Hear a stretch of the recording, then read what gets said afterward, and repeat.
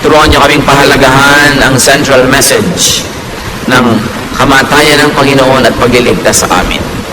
Teach us, Lord, what's truly important. Use your servant as your instrument. Be the speaker. Katotohanan niyo lang ang aming marinig. Kayo po ang maging tunay na tagapangaral. Ilayo niyo kami, Panginoon, sa mga tukso. Palakasin ang aming katawan at ngayon, palusugin niyo ang aming espiritu. Sa ngalan ng iyong anak na si Jesus, ang aming Panginoon at tagapagligtas, dumadalangin kami humihiling ng karunungan. Matthew 23, 1-3. Jesus said to the crowds and to his disciples, "The Pharisees and the teachers of the law are experts in the law of Moses. So obey everything they teach you, but don't do as they do.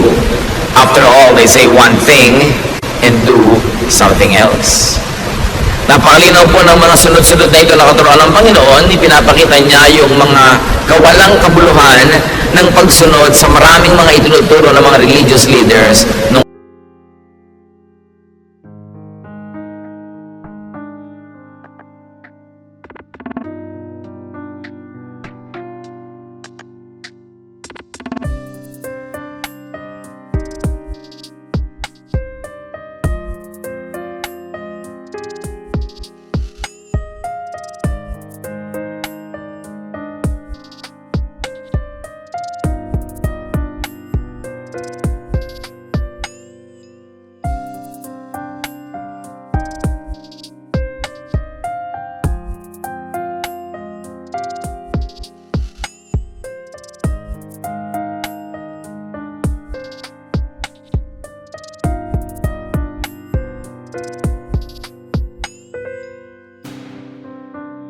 kanyang panahon. The dominant religious leaders, according to Jesus, did not walk their talk. At sabi ni Jesus, listen only to the content of their teachings. Do not imitate their behavior. Matthew 23, verse 4. They pile up burdens on people's shoulders and won't lift a finger to help. Ang inaatupag daw ng mga religious leaders ay pabigatin, pahirapin ang buhay ng mga mananampalataya. Religious burdens, and of course he was referring to the many needless laws of religion, practices, and traditions of the people. They were needless and outdated practices and props. Outward looks, outward attire, clothes, length of hair, all those kind of things that have become big deal to the religious people. The Lord was saying now, mga unnecessary topics and issues pampabigat sa buhay. At kung nangyari yan noon, this still can happen today. Religious laws and policies, practices and standards that make life difficult, that complicate life. We join church para gumaan ang buhay, para sumaya, tumahimik, pumanatag, magpasaya ng kapwa, magtulungan, sabay-sabay maghanap sa Diyos, to be accountable to God personally for our personal shortcomings and sins, and to be accountable to the congregation only for the things that directly affect them as we do things. Na hindi business ng mga taong kalkalin o riratin ng mga lihim na buhay ng kapwa-member, ibunyag at usigin ng mga ito. Ang mga personal na bagay na ginagawa na isang tao ay pananagutan niya personal sa Diyos. Nananagot lang tayo publicly kung ang ginagawa natin publicly and directly affect people's lives in a negative way. Pero ang nangyari sa mga tao na pupunta sa temple, sa synagogue at ngayon sa church, nilalagay sila sa ilalim ng microscope, laging sinusuri, pinupulis, binabantayan, at ibinubunyag, ipinapahiya, pinagchichismisan, pinagpepiestahan. Bakit ka pa nag-church kung ganun din lang ang mapapala mo? Kaya ang gusto ng Panginoon, ituwid ang napakarami mga kalikuan at tumigasan ng tumigas sa pagtagal ng panahon. Dumating siya upang ituwid ang maraming mga bagay na nagpapahirap sa mga taong lumapit sa Diyos at maging makadiyos. Halimbawa, nung ang mga mananampalatayang Hudyo ay naging mga Kristiyano, at meron naman mga Gentile people na naging Christian din, gusto na naman silang pahirapan ng mga Jewish Christians. Acts 15, 3-5.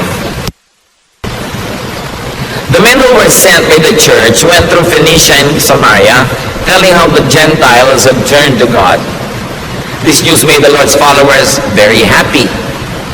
When the men arrived in Jerusalem, they were welcomed by the church, including the apostles and the leaders. They told them everything God had helped them do, but some Pharisees had become followers of the Lord. They stood up and said, Gentiles who have faith in the Lord Jesus must be circumcised and told to obey the law of Moses. So yung mga Pharisees na dating mga sobrang relihiyoso, nagpapahirap sa kapwa nila Jew, naging mga Christian yung iba. At ngayon, ini-import nila into Christianity yung mga dating kaugalian ng Judaism na nagpahirap nga sa kanila noon. Kaya sabi nila, tuwang-tuwa kayo na naging mga Kristiyano yung mga Gentile. Nagpatuloy na ba sila?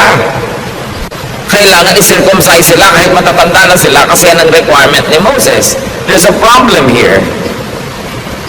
What these Christians now were doing was to accept Jesus and the religious cultural baggage of the messenger. So sabi nila, hindi lang si Jesus na dala-dala natin ang dapat nilang tanggapin, ang atin di mga dati ng mga kaugalian, bago pa dumating yung si Jesus, kailangan tanggapin din nila. Acts 15, 6-9. The apostles and church leaders met to discuss this problem about Gentiles. They had talked it over for a long time when Peter got up and said, My friends, you know that God decided long ago to let me be the one from your group to preach the good news to the Gentiles. God did this so that they would hear and obey Him. He knows what's in everyone's heart. And He showed that He had chosen the Gentiles when He gave them the Holy Spirit, just as He had given His Spirit to us. God treated them in the same way that He treated us. They put their faith in Him, and He made their hearts pure. Nilinaw ni Pedro, ako ang tinuruan at inatasan ng Panginoon na unang magturo sa mga Gentiles. At nakita natin, nasaksihan ko at sinabi ko na sa inyo, kung paano tayo minahal ng Diyos, ganun din lang minahal ng mga Gentiles. Yung binigay sa atin na speaking in tongues, binigay din sa kanila. Yung baptism of the Holy Spirit, binigay din sa kanila. So, ginawa ng Panginoon yun, at dahil sa pananalig ng mga Gentiles na ito, ang puso nila ay nilinis. Anong naganap dito? Napakahalaga mga kapatid. They meet and discuss the matter because that matter was not covered by Scripture nor by precedent. May naganap at nagaganap sa kanilang pananalig na hindi covered ng mga dati na nilang Scriptures kasi walang ganong nangyari noong unang panahon. Gentiles becoming believers. So, wala silang mapagabasihan na verse kung paano sila makikidil. So, nag-meeting sila at pinaandar nila ang kanilang God-given intelligence. Pinaandar nila yung principle of love, principle of acceptance ni Jesus, at nakaformulate sila kung anong dapat gawin dahil nga wala silang verse na pwede pagbasihan. So, pinagana nila ang kanilang intelligence. Now, the believers would not be tied down and limited by their existing and old scriptures because it did not cover this new kind of occurrence. Experience and reason would be used to tackle current issues. Sa pagpapatuloy ng naganap, Acts 15, 10-11, Now, why are you trying to make God angry by placing a heavy burden on these followers? This burden was too heavy for our ancestors, but our Lord Jesus was kind to us, and we are saved by faith in Him, just as the Gentiles are. So here, the leaders who are enlightened were trying to make it clear that they were saved by faith, not by circumcision. Therefore, the Gentiles are also saved by faith, not by circumcision, so why require such a surgical procedure to men who are already quite of age? So Peter and the group could count the matter as needless and an irrelevant burden. Hindi na kailangan yan, pampabigat lang yan ang buhay at pampahirap sa mga tao para lumapit sa Diyos. Acts 15:19, And so my friends, I don't think we should place burdens on the Gentiles who are turning to God. Conclusion, let us not turn them into Jewish Christians. Being Gentile Christians would do. Hindi na kailangan na sila ay culturally gawin nating Hudyo. Yung culture nila, pwede na nilang ituloy na naging Kristiyano sila. Huwag na natin palitan yung kultura nila, pati yung kanilang mga asal at gawi. So they would update church culture and make the faith user-friendly. Pinapadali nila, hindi pinapahirap. Yung iba gustong pahirapin eh. Para bang fraternity, kailangan may hazing muna, pahirapan ka muna bago ka na maging brad. Parang yung mga asosasyon ng mga PhD, kailangan pahirapan muna kita, kailangan mo na mag-thesis defense bago ka masama sa aming mga doktor. Kaya ang thesis defense sa Pilipinas, ang hirap-hirap eh, parang ayaw kang pasalihin ng mga PhD na sa kanilang hanay. Sa ibang bansa, sa mga progressive countries, tinutulungan ka, pinapadali nila. Dito pinapahirapan para laging sikat at konti lang ang mga may PhD. So ganoon din yung mga maraming relihiyoso, pinapahirap nila para maangat sila, pinapakonti lang nila yung pwedeng mapasama sa kanilang mga hanay. They focus on being formal, not on being spiritual. At yun ang binabago ng mga Kristiyanong pinag-aaralan natin. Ngayon, balik tayo sa ating original topic, ang Panginoon na kinikriticize niya yung mga religious practices of His time. Ginawa lang natin halimbawa yung naging bunga ng mga Jewish Christians na gusto gawing Jewish din yung mga Gentiles. Matthew 23 verse 5. Sabi ng Panginoon tungkol sa mga religious leaders, everything they do is just to show off in front of others. Puro lang sila pagpapa-impress. Puro lang sila pag-create ng impression na ako banal, ako mahigpit, hindi pwede sa akin yan, hindi ko papalampasin yan kasi ako maka-Diyos. So this show is about me being holier than you. Habang ibinaba ng Panginoon sa mga tao yung katuruan, itinataas uli ng mga naging bagong Kristiyano para mahirapan na naman yung iba at huwag maabot, para sila lala nakakaabot at sikat sila. Matthew 23, 13 to 15. You Pharisees and teachers of the law of Moses are in for trouble. Jesus continues. You're nothing but show-offs. You lock people out of the kingdom of heaven. You won't go in yourselves, and you keep others from going in. You Pharisees and teachers of the law of Moses are in for trouble. You're nothing but show-offs. You travel over land and sea to win one follower, and when you have done so, you make the person twice as fit for hell as you are. Ang mga pinakamababagsik na salita ng Panginoon ay hindi niya binitawan sa mga tinatawag na sinners. Binitawan niya ito sa mga tinatawag na banal, sa mga relihiyoso, sa mga religious teachers and preachers. Sabi niya, ang gagaling nyo, wala kayong ginawa kundi magpakitang tao. Pinagsasarahan nyo ng pinto ng langit ang mga tao dahil kayo man ay hindi makapasok.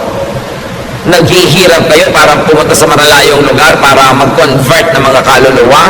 At pag na-convert nyo na sila, dinodoble nyo lang ang kanilang mga bigat sa buhay, lalo hindi sila makakapasok sa kalangitan. Hindi nyo kayang magturo ng kalangitan dahil hindi nyo yan nararanasan. Yan ang sinasabi ng Panginoon sa mga religious leaders.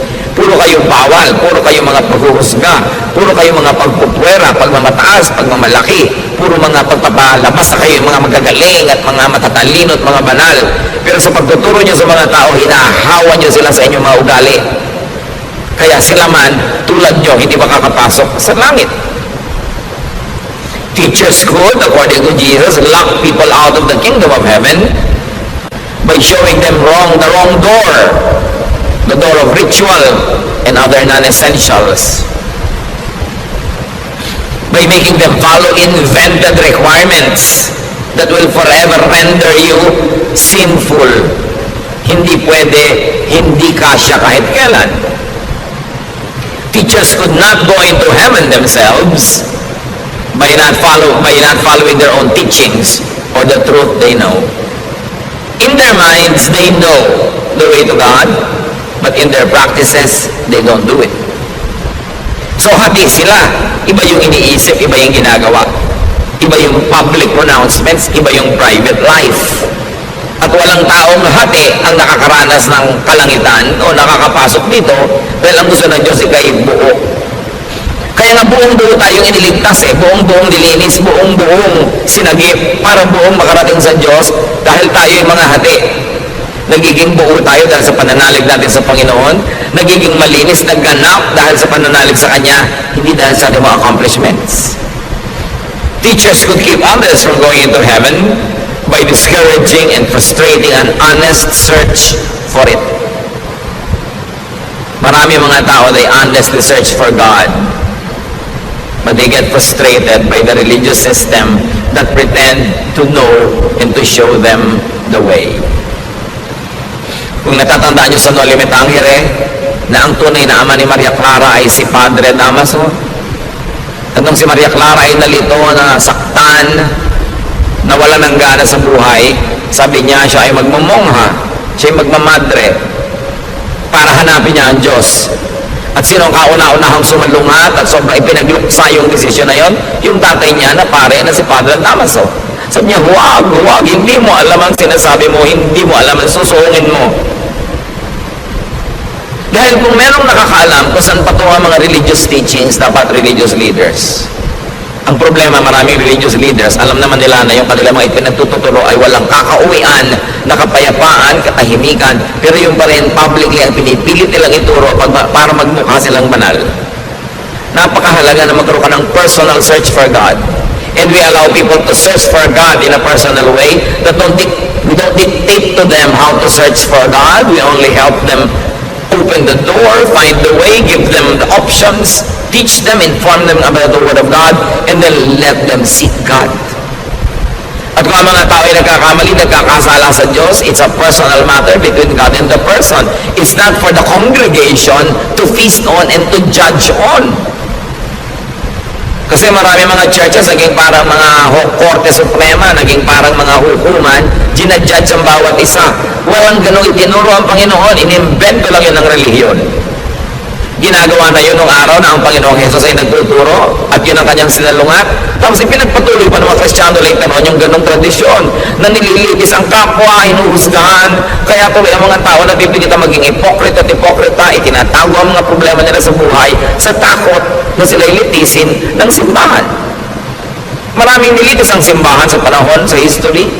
Meron pa mga tinaguri ang mga mangkukulang, sinusunog talaga literally yung mga katawan ng mga yon. Naging court ang church imbes naging kanlungan ng mga kaluluwang nahihirapan at humihingi ng ginhawa. Sa pagpapatuloy, Matthew 23:16-22, the Lord continues, you are in for trouble.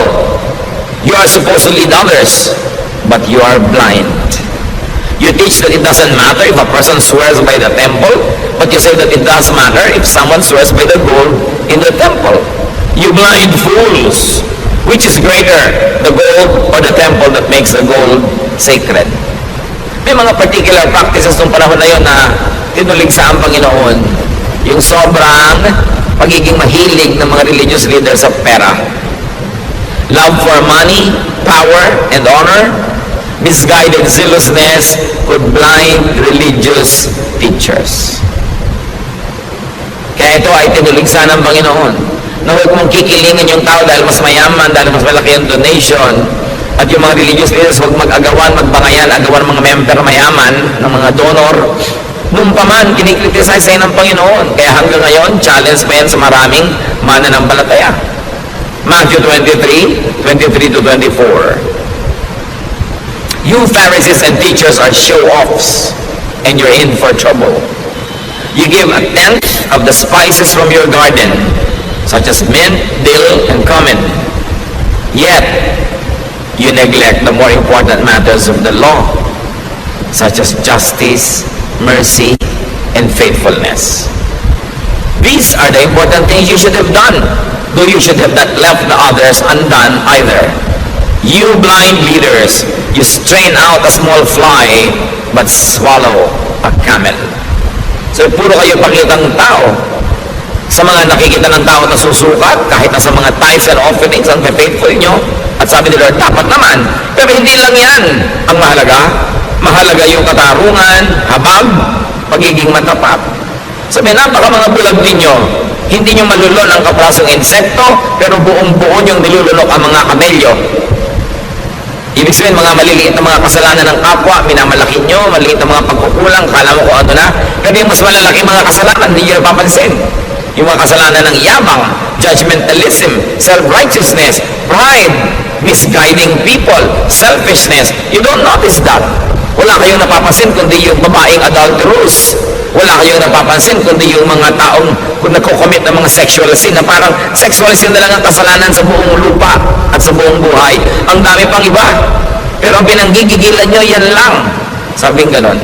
Ito po naman mga kapatid, sa kasaysayan ng church, hanggang dumating tayo sa present time, merong mga major denominations so talaga namang wala namang pinanggigilan kundi yung mga ibang mga uri ng pagkukulang ng kapwa, pero hindi nila napapansin yung mas malalaking mga kasalanan.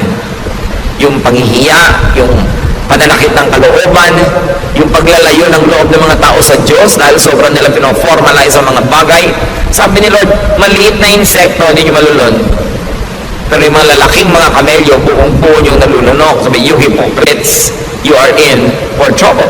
You are majors of minors, specialists of non-essentials. Ang laki-laking issue sa inyo kung anong Bible version ang babasahin.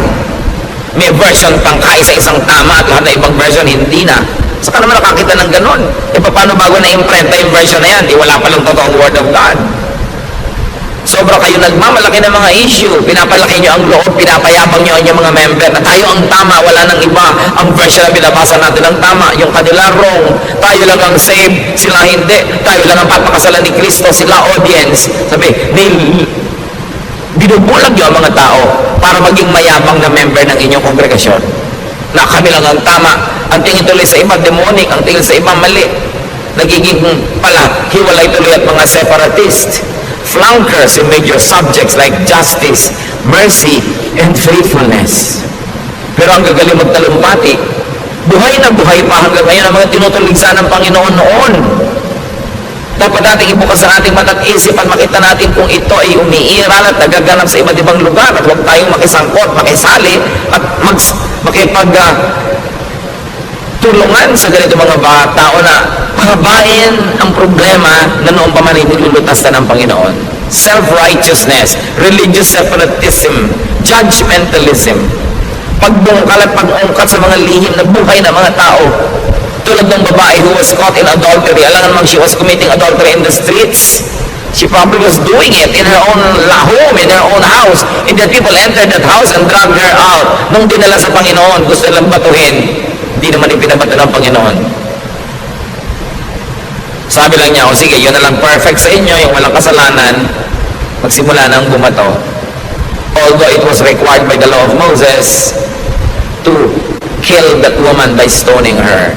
But the Lord said, di ba?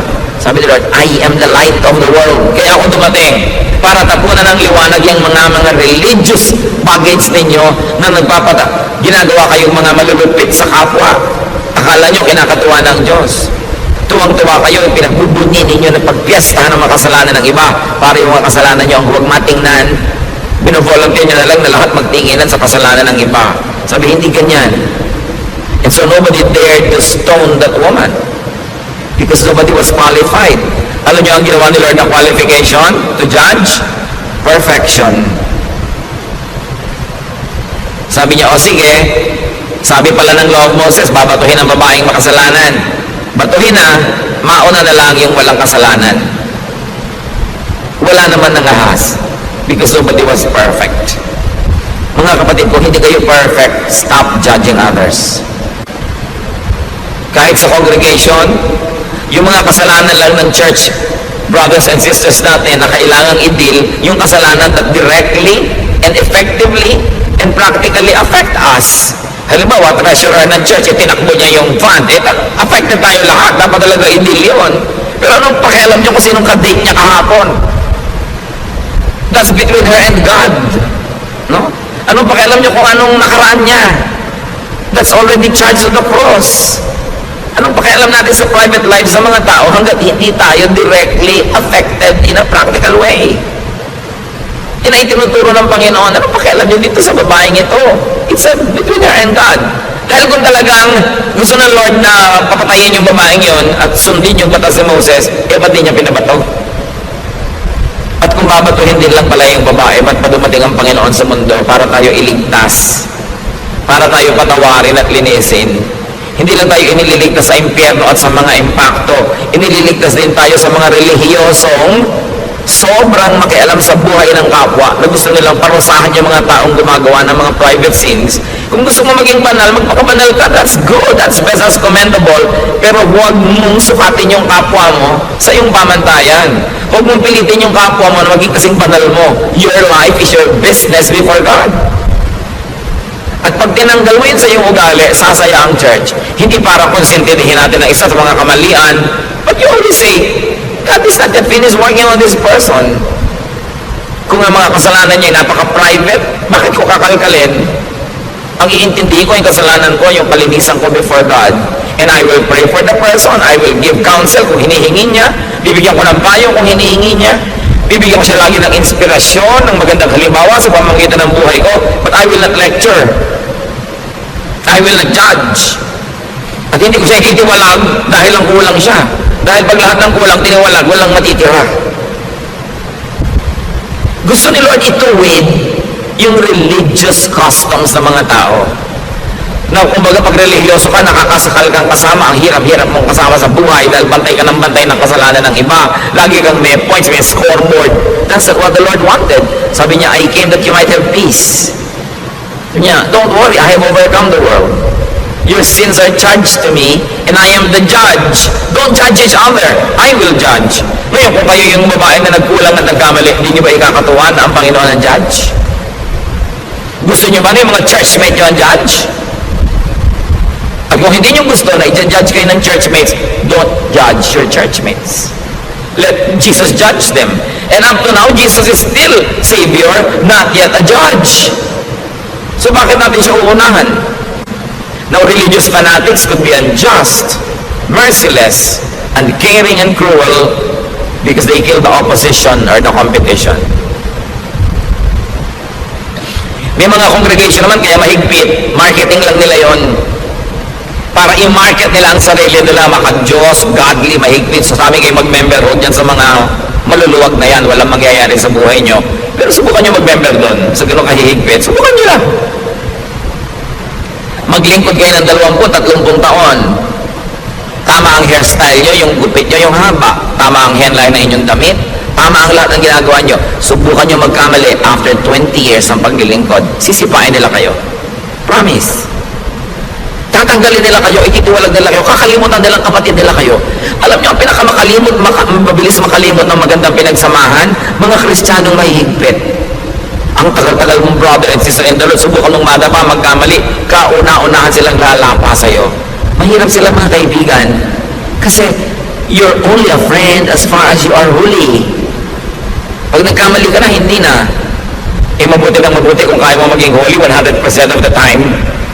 Kaya iba, nagpe-pretend tuloy. Nagpapanggap sa takot na matiwalag. Sa takot na mapagpiyastahan, mabulletin board, mapulpito, maipahiya. Religious fanatics could be unjust because they think that killing for religion pleases God. Katulad nun, yung mga tao, papatayin nila yung babae. Imagine a person that you will stone to death. Siyempre, hindi naman patay agad yun, mangingisay-ngisay pa, bubula pa ang bibig, dudugo, magkakapasa-pasa, bato ka pa ng bato. Anong tigas ng puso ang pwedeng meron ka para gawin yon? At bakit mo sasabihin galing sa relihiyon o galing sa Diyos yung tigas ng puso na yon? Liban na lamang, you were brainwashed by religion to think that God is pleased when you kill somebody because that somebody fell short of God's glory. But you can kill somebody in many ways. Hindi mo na kailangan batuhin ng tao. Pag-chismisan nyo lang is a kind of murder. Pinapatay mo yung kanyang reputasyon, pinapatay mo yung kanyang happiness, yung kanyang peace, yung kanyang pag-asa. Yung i-judge mo ang isang tao is a form of killing. That's why Jesus said, sige, bumato na lang yung walang kasalanan. In effect, He said, walang pwedeng bumato. Ako lang. At hindi ko binabato ang babaeng ito. So wala kayong karapatang mambato. Teachings can sometimes treat people only as executors and tools of religious doctrine, not as beneficiaries. Nandiyan ka lang dahil kasangkapan, gagamitin, maglilingkod ka. Pero oras na ikaw na yung nangailangan at nagkamali at kinapos ng kamaluwalhatian, isusuka ka na para kang isang basura. You know? Yan ang kinikritas ng Panginoon. Religions that are big on small things but are small on the big things that matter. Kaya tingnan ang ugali at ang asal ng isang tao, hindi kung anong version ng Bible ang binabasa niya. Tingnan yung climate ng pagmamahalan, pagsasamahan sa isang kapatiran, hindi kung ano yung uri ng mga kantang kinakanta nila o kung gaano kahaba kanilang mga palda at buhok. Yan ay sinusukat sa ugali, sa pagkatao, sa epekto sa iyo ng pag-aaral ng salita ng Diyos. Matthew 23:25 to 28. You Pharisees and teachers are show-offs, and you're in for trouble. Jesus continues. You wash the outside of your cups and dishes, while inside there is nothing but greed and selfishness. You blind Pharisee, first clean the inside of a cup, and then the outside will also be clean. You Pharisees and teachers are in for trouble. You are nothing but show-offs. You're like tombs that have been whitewashed. On the outside you are beautiful, but inside they are full of bones and filth. That's what you are like. Outside you look good, but inside you are evil and only pretend to be good. Can you imagine these words coming out of the mouth of the Son of God? Sabi, akala nyo ang gaganda nyo, ang lilinis nyo, ang gaganda ng costume nyo, tamang-tama mga haircut nyo, ang inyong mga style, pero mga bulok kayo sa inyong mga kalooban. Dahil puro pakitang tao lang ang inyong reliyon. Hindi kayo marunong magmahal, hindi kayo marunong umibig, napakalulupit ninyo sa mga taong itinuturing ninyong kulang sa kabanalan. So there's form more than substance. There's appearance more than truth. Therefore, it results in internal division, disunity, discord, and oneness. Therefore, there will be no heaven in such people's lives. Kawawa ang mga tao na nadadala, nahihikayat at sumasanib o kaya umaanib sa mga relihiyong hindi mapagkandili, hindi maibigin, judgmental, at mga self-righteous. Kasi buong buhay, habang nandun ka sa ganong kongregasyon, ang pakiramdam mo nakatungtong ka sa dulo ng sibat, numero ang lahat ng kilos mo at lahat may score. At pag nagkulang ka na, sorry ka na lang, no matter if you're 30 years na nandun. Matthew 23:29 to 33, you Pharisees and teachers are nothing but show-offs, and you're in for trouble. You build monuments for the prophets and decorate the tombs of good people, and you claim that you would not have taken part with your ancestors in killing the prophets. But you prove that you really are the relatives of the ones who killed the prophets. So keep on doing everything they did. You are nothing but snakes and the children of snakes. How can you escape going to hell? Can you imagine? Sabi ng Panginoon din sa mga religious leaders na ito na walang itinuturo kundi mga pagbalat kayo, mga ahas kayo. Wala kayong iniwan sa mga anak lang ng ahas. Paano kayo makakataka sa impyerno? Kawawa ang mga makikinig sa inyo, idadamay nyo lang sa isang magulo, mahirap at mapagkunwaring buhay, at hindi nyo sila mapapayagang pumasok sa kalangitan o maranasan ang kapayapaan sa buhay dahil wala kayong gagawin kundi tadtarin ang buhay nila ng mga requirement nyo na imposibleng masunod all the time. Pinapagaan ng Panginoon ang buhay ng mga tao, pinapadali niya ang pagpasok sa Diyos. So napakahalaga. Prophets teach people new applications of old truths. Kasi sabi, you kill the prophets.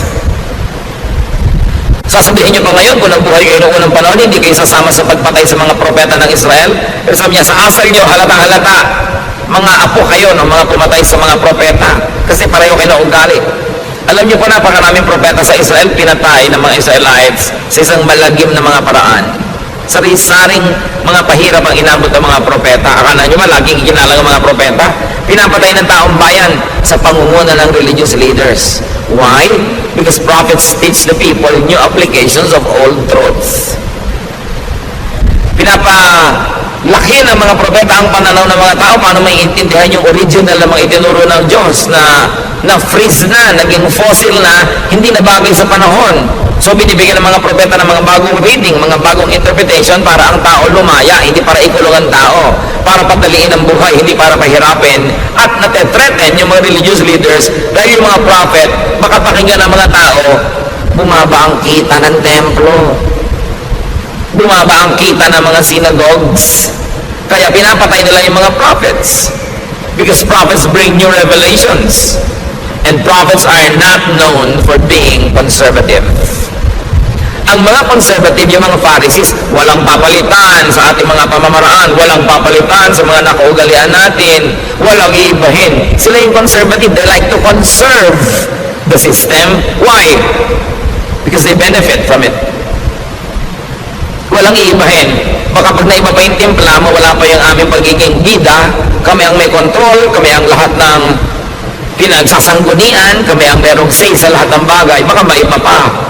Kita niyo yung mga propeta like John the Baptist, he was never conservative. He is what you might call Jeprox. He is what you might call, wow, bakit ganito? Ibang-iba yung suot niya sa mga nakasanayan. Wala po mga propeta noon na sumang-ayon sa mga matatandang kaugalian na inabot nila. Lagi silang a new voice, a fresh wind. That's why they were killed. Prophets are emergent. Sila yung bagong sibol. They shake and threaten the system. They are not keepers of the dominant system. Pag sinuri nyo ang mga prophecies, ang mga ginagawa ng mga prophet, hindi sila tagapag-ingat ng mga dati at lumang kaugalian. Nagdadala sila ng mga bagong pananaw, mga sariwang hangin na umiihip mula sa disyerto para bigyan naman ng sariwang buhay yung mga tao. Ngayon, yung mga Pharisees, the religious leaders, are dominant or recessive. Tatlong bagay lang naman yan na pwedeng katayuan ng isang institusyon. Ikaw yung dominant, nag-ahari, ikaw yung recessive, papalaos, o ikaw yung bagong sumisikat, emergent. And in the scheme of things, the prophets were always emergent. Bagong ideya, bagong application, paglalabas sa mga dating mga kahon, pagpapalaya sa mga dating mga tali, yun ang ministry ng mga prophets. Yung church system, sila yung dominant. Sila yung nag-ahari. At dahil nag-ahari sila, they are conservative. They don't like to change anything dahil baka pag napalitan, mawala yung kanilang pag-ahari. So they fight for dominance and survival. Kaya kung may mga dalawa o tatlong mga dominant group, sila yung naglalaban-labanan kasi ang tingin nila sa mga kaluluwa, market, agawan ng kliyente at customer. At hanggang ngayon, nangyayari yan mga kapatid. Kompetisyon ng mga denominasyon, kompetisyon ng mga relihiyon, paramihan ng member, paramihan ng donor, at walang papalitan dahil nakikinabang yung mga nakaupo at nakaluklok sa present system. The Lord Jesus Christ would never be identified with conservatives. When the Lord Jesus Christ was born, napaka-unconservative ng paraan siyang naipanganak. Napaka-kakaiba, new, revolutionary. At ang mga katuruan niya, napaka-revolutionary. Kung sino yung mga makasalanan, doon siya nakisalamuha. Kung sino yung mga relihiyoso, doon siya umiwas sa pakisalamuha. Kung sino yung mga tinuturing ng mga latak ng lipunan, mga walang sinabi, walang pinag-aralan, yun ang ginawa niya mga disciples. Hindi siya conservative, ever. And I will never be glad to be called a conservative. Kasi lahat ng mga pagbabago sa mundo, sa technology, sa kabihasnan, maging sa espiritualidad, it was always brought about by the new wind of new prophets. Yung reinvention of old truths so that now the people will benefit from it and the people will not be enslaved, having to follow a system that no longer works. Nagpapalaya, nagpapalaki ng isip, nagpapaluwag ng buhay, nagpapaluwag ng hininga. Yung mga conservative nagtatali, nagagapos, nagkukulong dahil nakikinabang sila na sila lang yung nangunguna. Matthew 23, 34-36. Sa pagpapatuloy ng Panginoong Jesus, I will send prophets and wise people and experts in the law of Moses to you. So future tense pa, sabi ng Panginoon Jesus, padadalan ko kayo ng mga propeta, padadalan ko kayo ng mga matatalinong tao, yung mga tunay na magpapalaya sa inyo, but you will kill them or nail them to a cross or beat them in your meeting places or chase them from town to town. That's why you will be held guilty for the murder of every good person. I can promise you that people living today will be punished for all these things. Sabi niya, alam nyo, padadalan ko pa kayo ng mga magtuturo pa sa inyo, mga bagong ideya, nakakapagpalaya, nakakapagpaluwag ng buhay. Pero alam nyo gagawin nyo? Uusigin ninyo. Babantaan ninyo. Lilabelan nyo na kung ano-ano mga labels na tawagin yung mga demonic, evil, etc. etc. At papatayin nyo kung pwede pa. Sabi nyo, mananagot kayong lahat sa ganyang mga gagawin ninyo. May mga nagtatanong, meron po ba mga prophets ngayon? Why not? Sabi nga ni Lord, I will send pa, future tense pa. Those who insist na wala na, they only probably want to control your thought para sa kanila na lang kayo makinig at hindi na sa iba pa. Pero siyempre, kung meron mga ipapadalang mga totoo, lalo namang marami pinapadala si Taning ng mga false, kaya dapat sinusuri. Sabi ni Lord, you will know them by their fruits. Tingnan yung bunga. Ano ba yung tunay na bunga ng isang guro? Hindi lang yung nangyayari sa buhay niya, mga kapatid ha. Yung nangyayari sa buhay niyo dahil nakikinig kayo sa kanya. Yun ang bunga. Lumuluwag ba yung buhay niyo? Nagiging mas mahal niyo ba ang Diyos? Mahal niyo ang inyong kapwa? Mas nakakalaya ba kayo? Pero hindi kayo kinukonsente sa kamalian? Pero hindi naman kayo hinuhusgahan? Hindi kayo binapahiya, binubulgar? Ano nangyayari sa buhay niyo? Kayo ang bunga. Kaya kayong makakalam, good teacher ba? Good church ba? Good congregation ba? Tingnan mo sarili mo, anong nangyari sa akin mula nung nakinig ako dyan? Yun ang bunga. Hindi, ay ang ganda ng bunga niya kasi tama ang gupit, maiksi ang buhok, malinis ang kuko, laging ganito ang suot. Hindi bunga yun, costume yun. Ang bunga is, how are you affected by the teaching? Because you are the fruit. So ang tanong, may mga Pharisees pa ba ngayon? Natural, marami. At ayaw nila sa mga false prophets. And listen, ayaw din nila sa genuine prophets. Kasi gusto nila, sila lang ang papakinggan. Sila lang ang hinirang ng Panginoon. Ang version lang nila ng Bible ang tama. Ang teaching lang nila ang totoo. Ang church lang nila ang i-honor ni Lord. Maniniwala pa ba kayo sa mga panahon na ito sa ganyang mga kagilagilalas na kasinungalingan? Marketing yan. Gusto nila, sila lang ang ligtas, sila lang ang totoo, sila lang ang tama. Be careful with people that say sila lang ang tama at ligtas at wala nang iba. Yan ang talagang mark, pinakamalaking mark ng kulto. Yung solohin mo ang Diyos, sa'yo lang sila, wala na sa iba. Tatakutin mo yung member mo, kahit gusto na umalis, pag umalis ka sa amin, matatagal ang kaligtasan mo. Hello. Dapat mag-isip na ang mga tao, tapos na ang panahon ng kamangmangan. Ang Biblia ay nababasa na ng lahat ng tao. Napakarami na natin pwedeng malaman kahit na hindi ka mag-Bible school sa mga internet. Although hindi mo papaniwalaan lahat na mabasa mo dahil kahit mga sinungaling nakakapag-post doon. Pero marami ng accessible knowledge, hindi na solo ng mga experts. Kaya ang tao ngayon hindi na mangmang. Hindi na pwedeng dinadaya-daya dahil ang tao marunong mag-isip para sa sarili. At panahon naman para gawin na yon. Dapat ang tao marunong mag-isip para sa sarili. Matthew 23:37 to 39. Jerusalem, Jerusalem, your people have killed the prophets and have stoned the messengers who were sent to you. I have often wanted to gather your people as a hen gathers her chicks under her wings, but you wouldn't let me. And now your temple will be deserted. You won't see me again until you say, blessed is the one who comes in the name of the Lord. Sabi ni Lord, ako Jerusalem, napakarami mong pinatay na prophet. Napakarami mong binato na mga lingkod ko na ipinapadala sa iyo. Hindi ko malaman yung mga iba kung bakit sobrang napalaking big fans ng Jerusalem. Samantalang si Lord mismo nagsasabi, Jerusalem, napakarami mong kasalanan. Napakarami mong pinatay na matutuwid na tao. At hindi ba, si Jesus na nga ang kauna-unahang ipinako doon. Yung iba naman parang sobrang nagpapatira pa sa paanan ng mga Hudyo. Nakakala mo yung mga Hudyo ang mga anghel sa langit. Pare-pareho lang nila tayong tao, pare-pareho lang tayong mahal ng Diyos, pare-pareho lang tayong ililigtas ang Panginoon. At hindi ka dapat nagpapatira pa sa lahi dahil lang yun ang lahi niya, dahil siya ay Jew, dahil siya taga-Israel. Sabi nga ng Panginoon, naku, napakarami mong very important according to the Lord, mercy. Mahabagin ka ba? Tinuturuan ka bang maging mahabagin? Justice. Katarungan. Faithfulness, truthfulness. But really, the Lord says that the most important is love. Pag-ibig. Yan ang tunay na susi, yan ang tunay na sukatan kung maka-Diyos ka o hindi. This is what to give, to promote, to implement, and to look for. Seekers of God through religion must seek for love, must seek for signs of love in the climate of love where they want to find God. Hindi yung para kang pumasok sa kulungan, pumasok ka sa husgado o sa police state. Yun ang pinaka-least loving of all. Sayang ang pagod, sayang ang panahon. 1 Corinthians 13:1. What if I could speak all languages of humans and of angels? If I did not love others, I would be nothing more than a noisy gong or a clanging cymbals.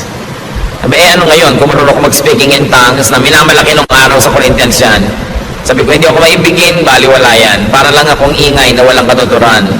Sabi niya, of course, others there, if I do not love others, others means the other. Yung hindi ikaw, yung hindi mo kamukha, yung hindi mo kagrupo. Loving the other.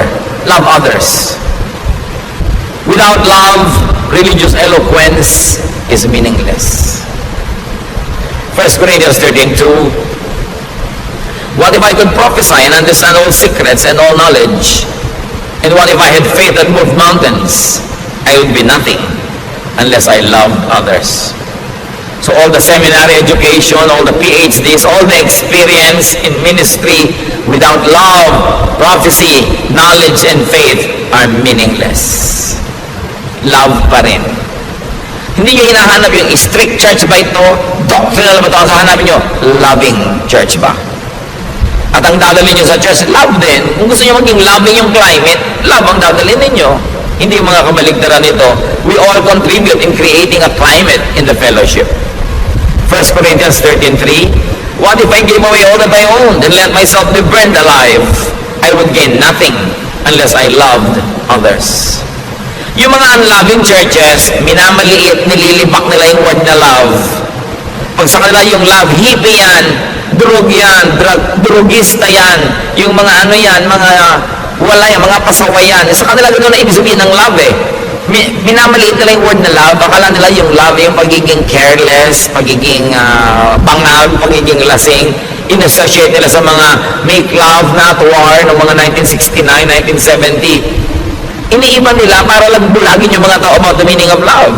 So ngayon, sabi, hindi kami loving, we are strict. But the point is, Jesus says the most important is love. And love does not mean maging hippie ka o maging drugista ka o maging careless ka o immoral. Huwag nating papababain ang ibig sabihin ng love. Love is understanding your fellow men, giving them time to grow and not judging them while you are continuously praying for them and helping them. That's what love is all about. Without real love for people, charity and sacrifice are nothing. So religious eloquence, religious brilliance, and religious giving are nothing when not done in love and for love of others. For what else could this be done? Halimbawa, charitable ka, eloquent ka, you could also do it for love of self, for self-promotion and self-preservation. 1 Corinthians 13:4-7. Love is kind and patient, never jealous, boastful, proud or rude. Love isn't selfish or quick-tempered. It doesn't keep a record of wrongs that others do. Love rejoices in the truth, but not in evil. Love is always supportive, loyal, hopeful, trusting. So love doesn't keep a record of wrongs that others do. Keep that in mind. Religious zeal, especially self-righteousness, judgmentalism, and congregationalism could oppose love. 1 Corinthians 13:8-10. Love never fails. Everyone who prophesies will stop. So mawawala ng halaga yung mga prophets at prophecies. And unknown languages will no longer be spoken. So mawawala din ang halaga yung mga speaking tongues na yan. All that we know will be forgotten. So all knowledge, katalinuhan, galing, mawawala. We don't know everything, and our prophecies are not complete. But what is perfect will someday appear, and what isn't perfect will then disappear. So diyan konti-konti lang alam natin, huwag tayong magyabang. Pati prophecies natin hindi complete. Be careful of people who say they know everything. They know all the answers. They know all the doctrine. Sinungaling yun. Kasi sabi sa Bible, we don't know everything, and and our prophecies are not complete. So ang isang tao talaga na responsable, na pwede pagkatiwalaan, yung tao nagsasabing, ako rin naghahanap pa. May mga iba na ako natagpuan, may nalaman ako, pwede ko i-share sa'yo, pero iba hahanapin pa natin. I don't know all the answers. Be careful about people who pretend that they know, because they will mislead you. Now, love is perfect. Religiosity is imperfect and will stop. 1 Corinthians 13, 11 to 12. When we were children, we thought and reasoned as children do. But when we grew up, we quit our childish ways. Now all we can see of God is like a cloudy picture in a mirror. Later we will see Him face to face. We don't know everything, but then we will, just as God completely understands us. So yan ang mga bata pa tayo, especially bata ka pa sa pananalig, bata ka pa sa spirito, isip bata ka, pero dapat dumarating yung time na nagmamature ka. At ang nagmamature naman, hindi ibig sabihin nalalaman mo lahat. Nalalaman mo lang na hindi mo alam lahat. Yun ang ibig sabihin ng maturity. Therefore, you become more careful, you become more humble, and less self-assuming. Sabi, hindi naman natin talaga makikilala ng lubos ang Diyos ngayon eh. Kasi ang laki-laki ng Diyos, ang dakil-dakila niya, ang liit-liit natin at marami pa mga takip-takip sa mga mata natin. So, sino ang makakapagsabing alam na alam ko, kilala ko ang Diyos, at yung pagkakaalam ko, pagkakakilala ko ang kaisa-isang tamang interpretation. Sabi niya, hindi ganun. Pagdating ng panahon, makikilala natin siya. Pag face-to-face na tayong humarap. Pero ngayon, sinisikap nating makilala siya. Nobody can pretend to know God completely and to know all the answers. Pero itong mahalaga, sabi niya,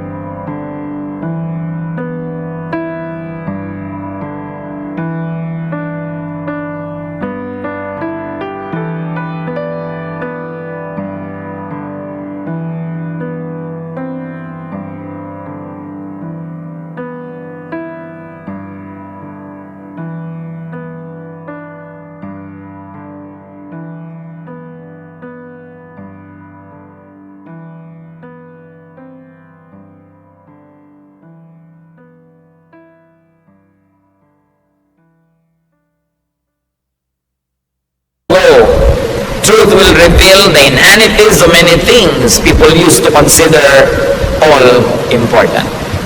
So 1 Corinthians 13:13, sa pagwawakas kung anong tunay na mahalaga,